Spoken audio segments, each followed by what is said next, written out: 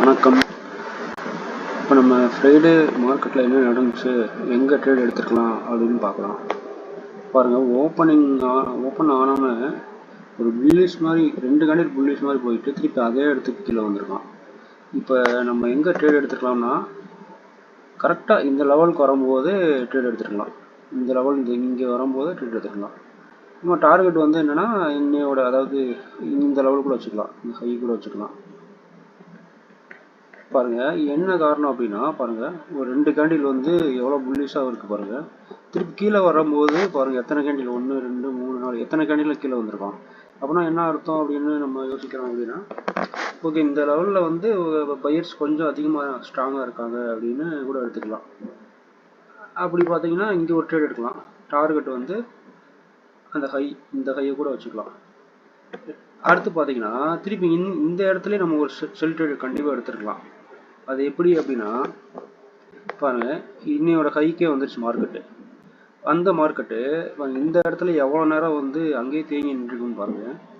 பாருங்க 10:55 பாருங்க, 10:40 11:50 வரையும் இங்கேயே தேங்கி நின்றுருக்கு. அப்படின்னா என்ன இங்கே வந்து செல்லர்ஸ் அதிகமாக இருக்காங்க அப்படின்னு அர்த்தம். இதுக்கு மேலே பையர்ஸ்னால புஷ் பண்ண முடியல, மேலே கொண்டு போக புஷ் பண்ண முடியல அப்படின்னு அர்த்தம். இதை பாருங்கள், இதிலே நம்ம வந்து ஆப்ஷன் சார்ட்டில் போய் பார்க்கலாம். அது பார்த்தீங்கன்னா பாருங்கள், நல்லா தெளிவாக தெரியும். இது வந்து ஆப்ஷன் சார்ட்டு 24,550 காலு. பாருங்கள், மார்க்கெட் இங்கே வந்திருக்கு. இந்த லெவல்லே எவ்வளோ வந்து நின்றுருக்கு பாருங்கள். இதுக்கு மேலே புஷ் பண்ணவே முடியல. புஷ் பண்ண பார்த்துருக்கான், முடியல. செல்லர்ஸ் வந்து விடவே இல்லை. பாருங்கள்,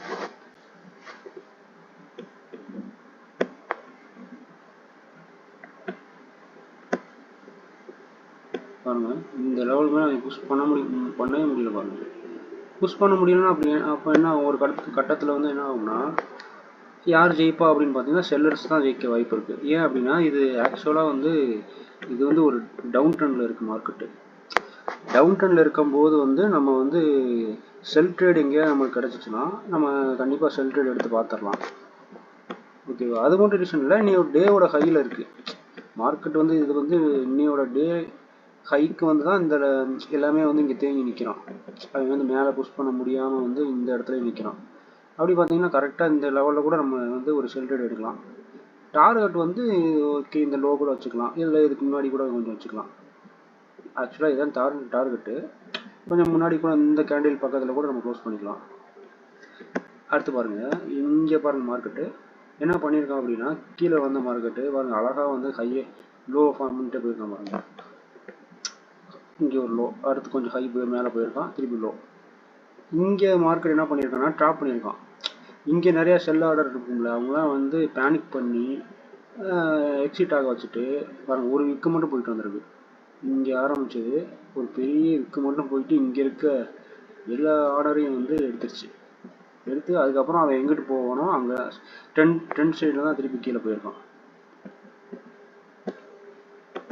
இதை பாருங்கள், இப்போ வந்து பாருங்கள், இப்போ நம்ம கால் ஆப்ஷன் போய் பார்க்கலாம், இன்னும் தெளிவாக தெரியும். இங்கே பாருங்கள், இது வந்து 24,550 காலு.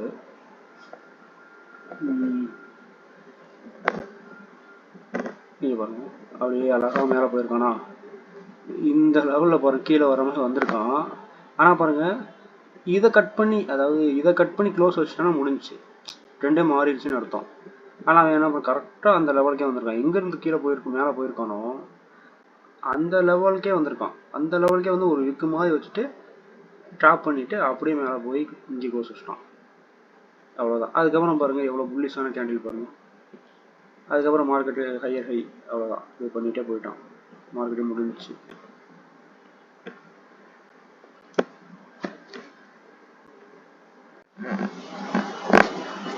அதாவது மார்க்கெட்டில் வந்து ஹையர் ஹை ஹையர் லோ அந்த கான்செப்ட் தெரிஞ்சு வச்சுக்கிட்டாலே போதும். அது ரொம்ப நம்ம ட்ரேடிங்கில் ரொம்ப யூஸ்ஃபுல்லாக இருக்கும். இப்போ இன்றைக்கி பார்த்தோம், இது நேற்று பாருங்கள், அதாவது ஒரு ட்ரெண்டிங்கில் போகும்போது, ஒரு டவுன் ட்ரெண்ட்லேயோ அப் ட்ரெண்ட்லேயோ போகும்போது அவன் வந்து அந்த ப்ரீவியஸ் ஹையவோ ப்ரீவியஸ் லோவையோ கட் பண்ணவே மாட்டான். இப்போ பாருங்கள்,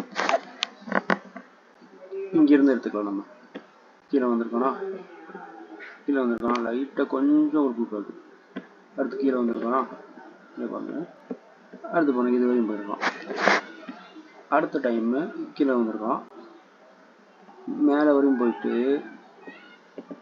திருப்பி வந்து அதே லெவலுக்கு வந்திருக்கான். அதே வந்துட்டானா அடுத்து என்ன பண்ணணும், ஒன்று இதை கட் பண்ணணும், இல்லை இதை கட் பண்ணி மேலே க்ளோஸ் வச்சுட்டா ட்ரெண்டு மாறிடுச்சுன்னு அர்த்தம். அவன் வந்து டே ஹை வரையும் வந்திருக்கான், அதுக்கு மேலே அவன் போக முடியல, இந்த ஹையும் கட் பண்ண முடியல, இந்த ஹையும் கட் பண்ண முடியல. அதுக்கப்புறம் என்ன பண்ணியிருக்கான் பாருங்க,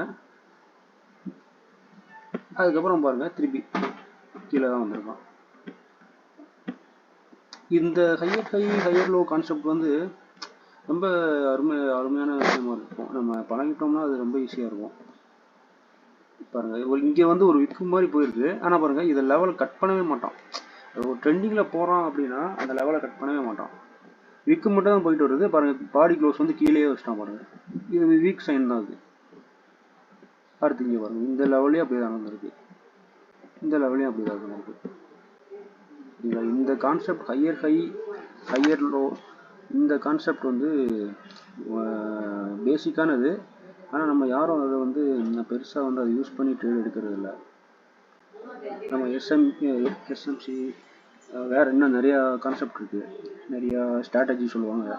அதுக்கெலாம் வந்து பேசிக்கான விஷயம் அப்படி என்னென்னா இதுதான், சப்போர்ட் ரெசிஸ்டன்ஸு இந்த மாதிரி விஷயங்கள் தான்